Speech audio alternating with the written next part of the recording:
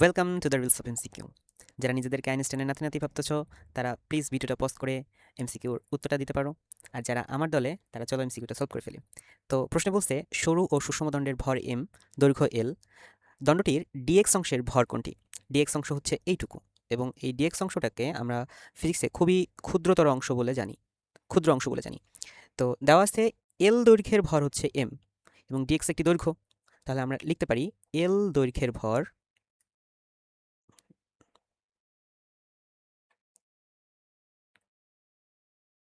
বড় হাতের এম। তাহলে একক দৈর্ঘ্যের ভর হবে m/l।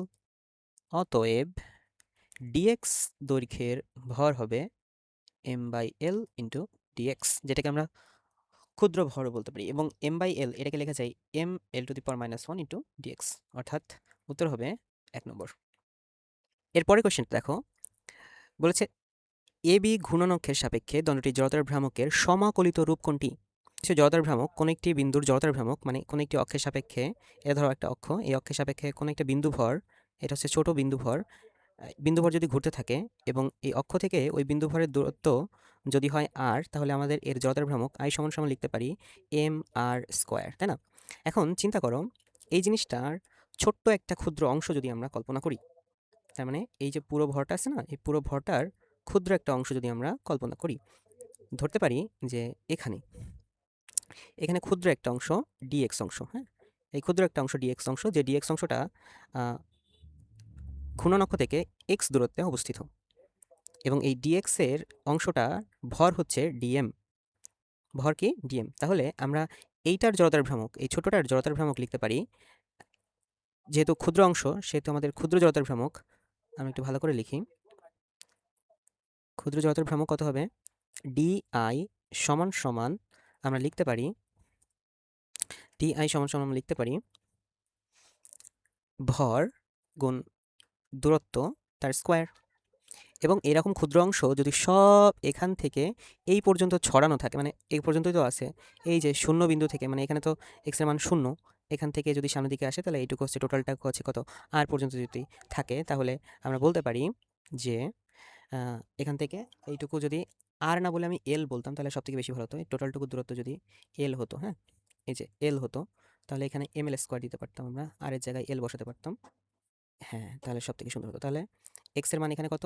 এক্স এর মান এখানে হচ্ছে 0, আর এখানে হচ্ছে এক্স এর মান হচ্ছে কত? এল এর সমান, তাই না? তাহলে এই ক্ষুদ্র অংশ 0 থেকে এল পর্যন্ত ছড়ানো আছে। তাহলে এটাকে যদি আমরা ইন্টিগ্রেশন করি, তাহলে সমকলিত রূপ আমরা পেয়ে যাবো, তাই না? এখন আমরা ইন্টিগ্রেশন করতে হবে, ডিআই সমান সমান ইন্টিগ্রেশন অফ ডিএম এক্স²। এখন ডিএম মানে কি? ওই ক্ষুদ্র অংশের ভর। তো ক্ষুদ্র অংশের ভর আমরা কিভাবে বের করি? ক্ষুদ্র অংশের ভর আমরা বের করি এইভাবে, যে এল যে অংশটা আছে তার ভর হচ্ছে বড় হাতের এম, অতএব এককের জন্য হবে m/l। অতএব dx, ওই যে ক্ষুদ্র অংশ dx, এইটুকুর জন্য যে ভরটা হবে সেটা হচ্ছে dm। তাহলে dx এর জন্য ভর হবে m/l ইন্টু dx। তাহলে dm, এটাকে আমরা কি বলতেছি? dm বলতেছি। তাহলে dm সমান সমান আমরা বলতে পারি dm সমান সমান কি? dm সমান সমান, অতএব dm ক্ষুদ্র ভর সমান সমান বলতে পারি m/l ইন্টু dx। তাহলে dm এর জায়গায় এটা বসা দিতে হবে।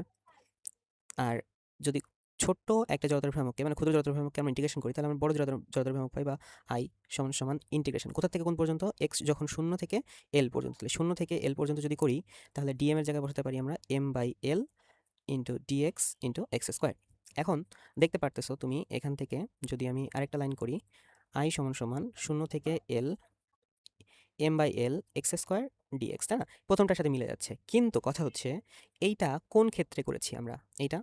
এটা করেছি কখন? যখন যখন ঘূর্ণনক্ষ এই যে বস্তুটার এক প্রান্ত দিয়ে গেছে, একটা প্রান্ত দিয়ে গেছে, কিন্তু এখানে কি একটা প্রান্ত দিয়ে গেছে? না, এখানে মাঝ বরাবর গেছে। তা মাঝ বরাবর গেলে কি হয়? মাঝ বরাবর গেলে লিমিটটা চেঞ্জ হয়ে যাবে। কেন? কারণ এখানে হচ্ছে এক্স এর মান কত? এখানে একটু খেয়াল করবা, এখানে হচ্ছে এক্স এর মান 0, তাহলে এখানে হবে এই টোটালটুকু যদি হয় এল দূরত্ব, এই টোটালটুকু যদি হয় এল দূরত্ব, তাহলে এইটুকু যদি হয় 0, তাহলে এই পর্যন্ত হচ্ছে -l/2, -l/2 দূরত্ব, আর এইটুকু হবে l/2 প্লাস l/2। তার মানে এটা হচ্ছে অর্ধেক l/2, আর এটা হচ্ছে মাইনাস অর্ধেক, মানে মাইনাস বলতে সংখ্যা রেখার বাম পাশে গেলে মাইনাস আসে সেটা। তাহলে লিমিট হবে -l/2 থেকে +l/2।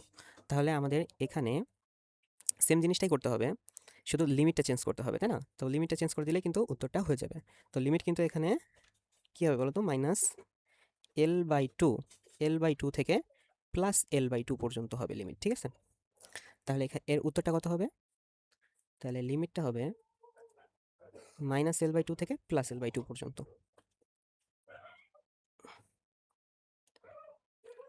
-L/2 থেকে প্লাস L/2 পর্যন্ত, এবং L/2টা যদি বাইরে চলে আসে তাহলে আমরা লিখতে পারি I = m/L integration of -L/2 plus L/2 x² dx। এটা হবে উত্তর, ঠিক আছে? তো এটা কোনটা? -L/2 L/2 x² dx, B number হবে উত্তর, ঠিক আছে? আর যদি এই ক্ষেত্রে হতো তাহলে উত্তর হতো প্রথম নাম্বার। ক্লিয়ার?